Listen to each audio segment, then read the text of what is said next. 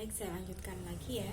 Yang tadi tentang pengantar wawancara, sekarang materi selanjutnya mengenai keterampilan interviewer. Nah, ini yang penting dan harus dilatih.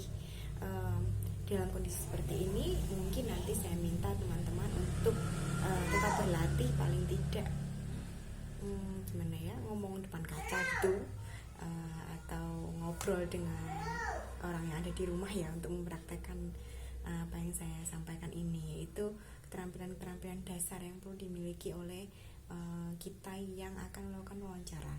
Yang pertama adalah atmosfer yang hangat. Atmosfer yang hangat ini diciptakan melalui rapo ya. Teman-teman tahu rapo itu seperti apa.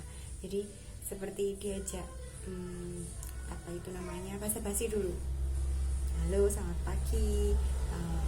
Tadi kesini naik apa? Dari rumah jam berapa? Gitu ya.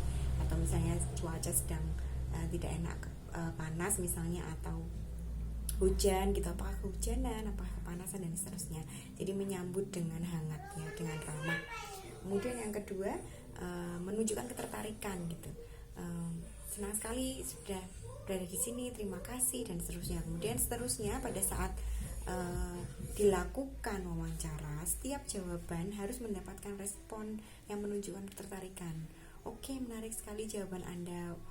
Wah, ini ya, apa yang Anda lakukan ternyata tidak mudah ya gitu ya, atau yang Anda lakukan ternyata luar biasa gitu.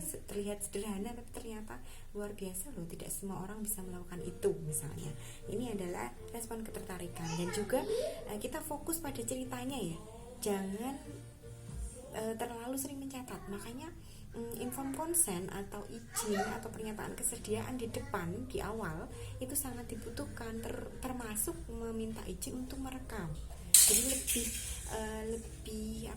lebih fokus apabila kita menyerahkan apa yang kita, tidak hanya pada yang kita dengar, tapi lebih baik direkam saja, supaya pada saat wawancara kita fokus mendengarkan, tidak fokus mencatat. Kita pun boleh mencatat, tapi fokus poin-poinnya aja, yang mungkin poin-poin yang kurang jelas yang nanti akan kita kembalikan di pertanyaan yang selanjutnya, akan kita gali lebih dalam di pertanyaan selanjutnya.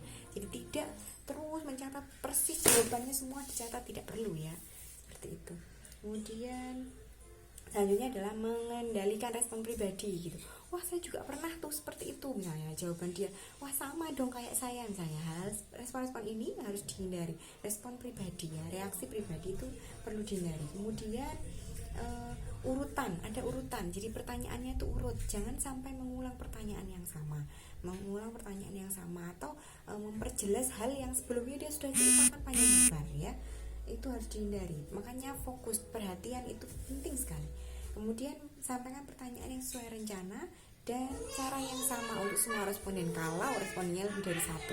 Jadi sama ya, jangan membeda-bedakan responden. Respondennya ini, yang ini enak dilihat, yang ini ramah, yang ini menjawab pertanyaan dengan menyenangkan, yang satunya jutek misalnya. Jangan dibedakan, semua harus sama ya. Kemudian jangan mengarahkan responden ketika probing. Misalnya tadi Anda menyatakan bahwa Anda mengalami kecemasan selama stay at home ini, bekerja di rumah gitu. Apakah itu artinya Anda bosan? Nah, itu tidak boleh ya. Jadi apa yang Anda rasakan ketika cemas, bisa Anda ceritakan lebih lanjut. Nah, harusnya pertanyaan seperti itu. Probing yang betul adalah seperti itu.